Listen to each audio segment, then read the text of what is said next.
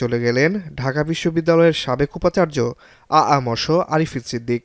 বৃহস্পতিবার রাত 10টা 45 মিনিটে ইব্রাহিম কার্ডিয়াক হাসপাতালে চিকিৎসাধীন অবস্থায় শেষ নিঃশ্বাস ত্যাগ করেন তিনি। পরিবারের পক্ষ থেকে জানানো হয়, মস্তিষ্কে রক্তক্ষরণজনিত কারণে তার মৃত্যু হয়েছে। গণযোগাযোগ ও সাংবাদিকতা বিভাগের এই শিক্ষকের মৃত্যুর খবরে ছুটে আসেন পরিবার, স্বজন ও শুভানুধ্যায়ীরা। বলেন, শিক্ষক হিসেবে তিনি ছিলেন অনন্য। পথিতযশা অনেক সাংবাদিকেরই হাতেখড়ি হয়েছে তার কাছে। ওনার শিক্ষকতা জীবন এবং ওনার প্রশাসক জীবন সব মিলিয়েই উনি নিজের সম্পূর্ণ জীবনটাই এই দেশের শিক্ষার উন্নয়নে তিনি ব্যয় করেছেন। তিনি আমার দীর্ঘদিনের সহকর্মী, আমরা একসাথে দীর্ঘদিন কাজ করেছি। তিনি ছিলেন অত্যন্ত একজন বিশিষ্ট শিক্ষাবিদ এবং সেই সঙ্গে তিনি অনেক শিক্ষার বিস্তারে অনেকগুলো বিভাগ তৈরি করেছেন, ইনস্টিটিউট তৈরি করেছেন, রিসার্চ সেন্টার তৈরি করেছেন। তার উদ্ভাবনী শক্তি ছিল অসাধারণ।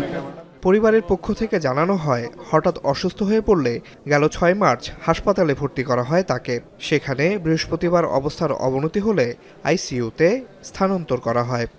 উনি অ্যাকচুয়ালি তো কোনো সমস্যা ওরকম ছিল না। উনি ওই যে ঢাকা ক্লাবে ইফতারি কিনতে গিয়ে উনি হঠাৎ করে স্ট্রোক করে পড়ে গেছেন। তারপরে ব্রেন হ্যামারেজ হয়ে গেছে।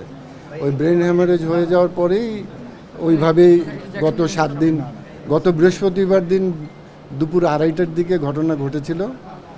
তো আজ পর্যন্ত উনি কোমাতে ছিলেন। তা আজকে 10টা 45-এ ডাক্তাররা ওনাকে অফিসিয়ালি ডিক্লেয়ার করলো যে উনি মারা গেছেন। শুক্রবার সকাল 11:30টায় ধানমন্ডির বাইতুল আকসা মসজিদে অনুষ্ঠিত হবে আ.ম.স. আরিফিন সিদ্দিকের প্রথম জানাজা। এরপর বাদ-জুম্মা ধানমন্ডি ঈদগাহ মসজিদে অনুষ্ঠিত হবে তার দ্বিতীয় জানাজা। জানাজা শেষে আজিমপুরে মায়ের কবরের পাশে দাফন করা হবে ঢাকা বিশ্ববিদ্যালয়ের সাবেক এই উপাচার্যকে। আসিফ ইকবাল খান, এখন, ঢাকা।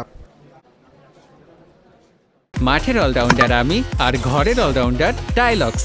টাইলক্স টয়লেট ক্লিনার, ক্লিন মানেই টাইলক্স।